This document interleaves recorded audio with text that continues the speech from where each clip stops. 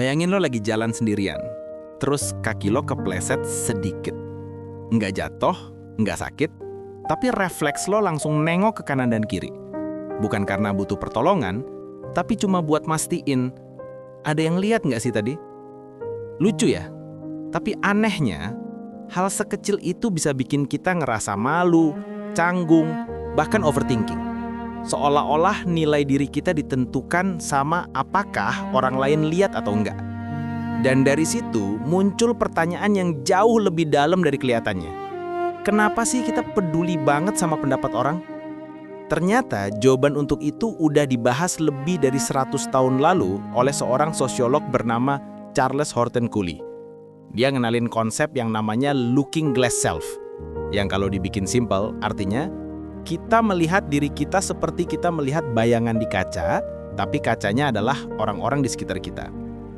Cooley bilang begini, identitas kita bukan muncul begitu aja dari dalam diri, tapi terbentuk dari bayangan tentang bagaimana kita percaya orang melihat kita. Bukan kenyataan, bukan fakta, tapi bayangan di kepala kita.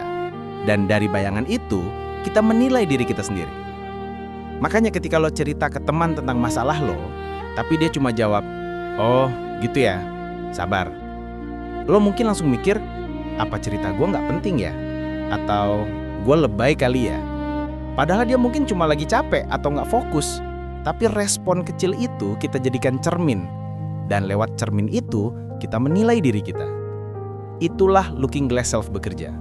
Pertama, kita bayangin gimana orang melihat kita. Kedua, kita bayangin gimana mereka menilai kita. Ketiga, dari bayangan itu, kita membentuk perasaan tentang diri kita. Minder, malu, bangga, atau pede. Dan jujur aja, hampir semua dari kita menjalani proses itu tanpa sadar. Kenapa kuat banget pengaruhnya? Karena manusia dari dulu adalah makhluk sosial. Dulu, diterima oleh kelompok itu soal hidup dan mati. Ditolak kelompok bisa berarti lo nggak punya perlindungan. Insting itu masih nempel sampai sekarang. Makanya otak kita sangat sensitif terhadap penerimaan sosial. Bahkan ketika ancamannya udah nggak nyata lagi. Ditambah lagi, sejak kecil kita dibentuk oleh komentar orang. Kamu pinter, kamu nakal, kamu pendiam, kamu cocoknya ini, bukan itu. Kalimat-kalimat kecil itu nempel dan jadi pondasi cara kita melihat diri sendiri. Dan sekarang dengan adanya medsos, kaca itu bukan cuma ada saat kita berhadapan dengan orang lain. Kaca itu aktif 24 jam. Setiap like, setiap komentar, setiap viewer, semuanya jadi ukuran apakah kita diterima atau enggak. Makanya kalau upload foto, kita buka notif berkali-kali. Padahal yang kita cari bukan angka, tapi validasi. Masalahnya, kaca itu sering retak. Kita salah baca. Kita mikir orang menilai kita negatif, padahal mereka bahkan nggak kepikiran apa-apa. Kita mikir orang memperhatikan kesalahan kecil kita, padahal semua orang sibuk dengan hidupnya masing-masing. Dan dari kaca yang retak itu, banyak masalah muncul. Overthinking, takut ngomong, takut mencoba hal baru, hidup demi validasi, dan akhirnya lupa siapa diri kita sebenarnya. Kita terlalu sibuk jadi versi diri yang kita pikir orang suka. Bukan versi diri yang kita suka.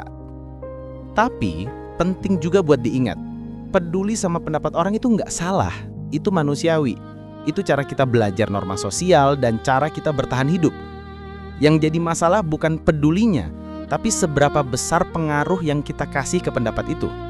Dan siapa yang kita jadikan kaca. Kita tetap butuh cermin, tapi nggak semua orang pantas jadi cermin kita.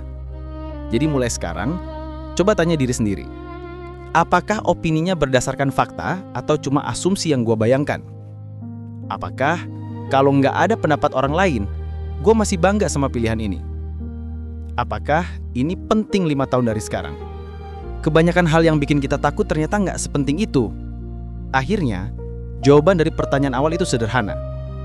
Kita peduli sama pendapat orang karena begitulah manusia dibangun. Kita belajar melihat diri kita lewat kaca sosial.